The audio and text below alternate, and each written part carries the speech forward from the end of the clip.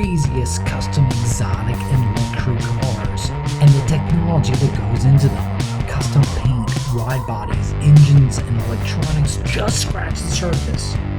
Join us for unsolicited reviews and previews of some amazing stuff on Breaking the Limit.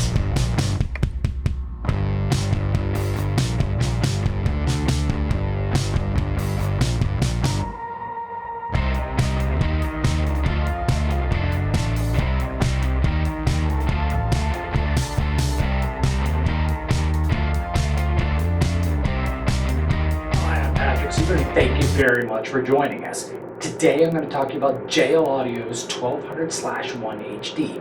It's part of their flagship amplifier lines, and in fact it's the top of the line amplifier that they make in that line. It's a 1200 watt mono block that's not exactly a full range amp.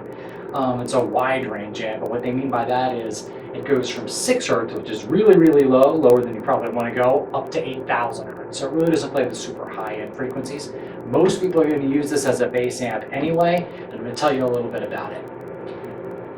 This is their premier amp. It's 1200 watts RMS in this little teeny chassis. What that means to you is it's more efficient. It doesn't need as much current or as much voltage to make it 1200 watts, and therefore it doesn't lose it dissipating the heat. In my experience, this amplifier is phenomenal. If you're looking for a great 1000 watt clean amplifier that matches your other stuff, this is the one to get.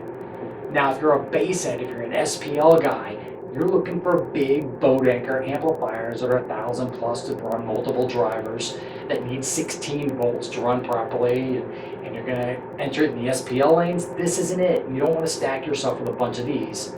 You probably want to buy something cheap that's you're going to cycle through. But if you want an amplifier that you're going to marry and keep for a long time, this is the one. The reason why I'm suggesting that is its RIPS power supply protection makes it less vulnerable to voltage spikes or low current draw. It's going to make it live longer and sound better while it's alive. It also has the ability to play a wide range of impedances, which means that later on, if you make some choices in your system or change cars and you want to do 2 subs instead of 1 or 1 stud instead of 4, this will play a wide variety of different subwoofers, which is phenomenal. This means you can keep it and keep going from car to car and system to system. It sounds great. Now, those are all the pluses. There are some negative things about it as well, and I'll get to those in a second. Its preamp section allows you to do low-pass crossover at 12 or 24 dB per octave. It also gives you a subsonic filter. I'm not sure what that is, but I believe it's around 30 hertz or so.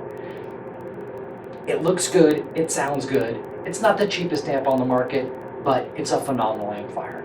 The downside is you need to feed this guy current. And what I mean by that is lots of big power wire, preferably a big alternator or multiple batteries. If you don't feed it current, you may run into some issues. It may not be the longest lasting amp that you've ever had. It needs to feed. So run an extra ground. Make sure that the ground that you have on it is, they say 2 gauge. I run a 0 gauge every time I put one of these in. I run that to chassis, and then I run an extra 4 gauge ground from the chassis point back up to the battery. You don't have to do that, but I really recommend it. Make sure you're running at least 2 gauge power to it. Again, spend a little bit extra and run the aught gauge power. This amplifier is going to like it better. It's going to run better. It's also going to live a little bit longer. So, if you're looking for a big bass head amp, this isn't it. If you're looking for a great sound quality amplifier that you can match up some other great sound quality amplifiers and do in your install, this is the guy. This is the one to get. I'm Patrick. Thank you very much for watching. If you have any questions, throw them in the comments or the feedbacks. By the way, JL Audio is also a great company. If you want to go on their social media page on Facebook or Twitter, they answer really quick. Eric on their Facebook page is phenomenal. I think it's Eric Coleman, if I'm not mistaken. I'm going to blush if I am. But he gets on there every once in a while and answers people's questions really fast. I'm Patrick. Thank you for watching. Pardon me.